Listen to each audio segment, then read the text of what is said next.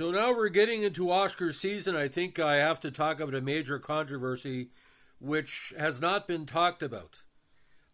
We've said many times in the channel that a Best Supporting Actor nomination is not a lead acting role. There's been various nominations through the years for Best Supporting, both male and female, but this one is kind of confusing because it's a great movie, but unfortunately, the Kiernan Culkin performance has got Best Supporting Actor raves, even though he's the main lead.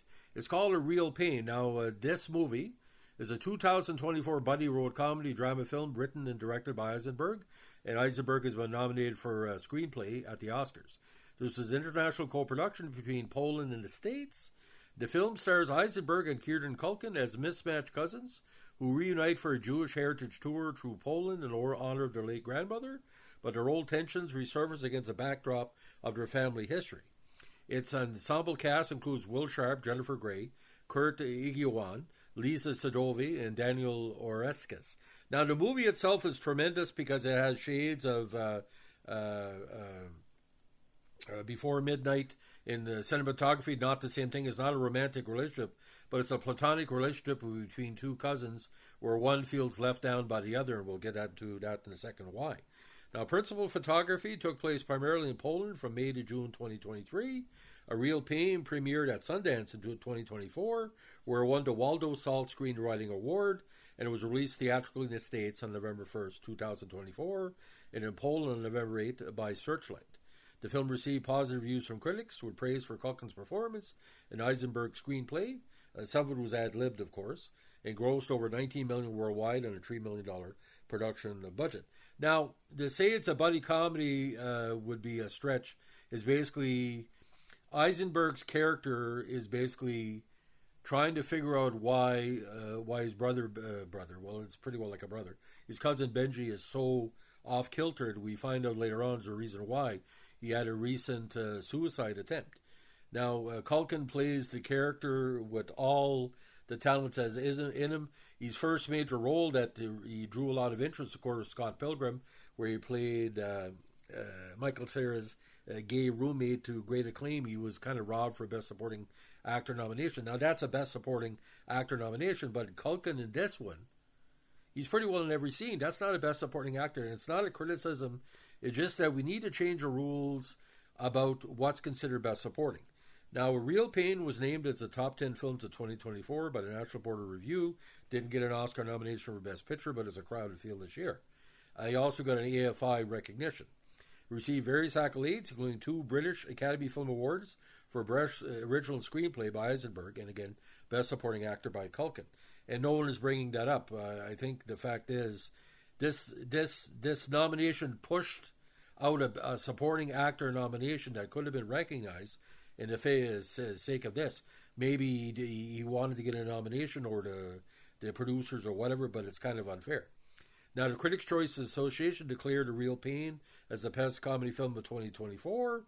It earned 2 nominations at the 97th Academy Awards and 4 of the 82 Golden Globe Awards, including Best Motion Picture, Musical, or Comedy, and Culkin won Best Supporting Actor at the latter. Now, Eisenberg plays the character almost like Paul Giamatti in Sideways. He's got all these issues going on, family-wise, and it comes down to a fact they're trying to celebrate the death of their Polish grandmother and going on a tour of Poland to basically reunite with their history and maybe get some healing for the both of them. Now, in this one, again, Benji is the first one you see, played by Culkin, and observes the travelers around him. He's waiting for his once close cousin, David, to arrive singing aboard their flight. Using the funds left by their late grandmother, the Caplins planned a Jewish heritage tour through Poland and hoping seeing the home she grew up in and connect with their family history. Their contrasting personalities spark several arguments. Benji is free-spirited and outspoken drifter who criticizes David for losing his former passion and spontaneity. David, who's now married with a child, is a pragmatic and reserved family man who struggles with Benji's unfiltered outbursts with a lack of direction in life. Now, it starts in Warsaw, and the people he meet up with come from different backgrounds. One's a recently converted Jew from Rwanda. We have Jennifer Grey playing a disgruntled, divorcee whose husband just left her, an old Jewish couple, and the very, very easygoing tour guide from Yorkshire, which a long way from Yorkshire to Poland. Now, you go different places in Poland, and you visit the concentration camp in the area they're touring, and that's a very dramatic scene. But there's a lot of situations where Culkin character seems to be the only person that really is impacted by what he's seeing, because the other ones are not, say, nondescript, but like I said, they don't really get what's going on. Benji feels things so deeply that it makes the whole experience a little more deeper, because the Eisenberg character doesn't really, not say feel it, but he doesn't really feel as much as Benji. There's a famous scene in the movie already that we're talking about. They're driving away from the Mazhadenk concentration camp, and Benji's character is crying uncontrollably. Now, Benji and David have the big confrontation at the end, because I guess Benji had a recent suicide attempt, and David basically confronts him, saying he's unable to bear the thought of a person with Benji's passion for life killing himself. But again, that's how it goes sometimes. Now, when they eventually travel to their grandmother's former home in Krasnow, Benji recalls a moment when she slapped him after he arrived late, intoxicated to dinner, which gave him a sense of clarity and humility. He laments that she was the only person who was able to keep him disciplined.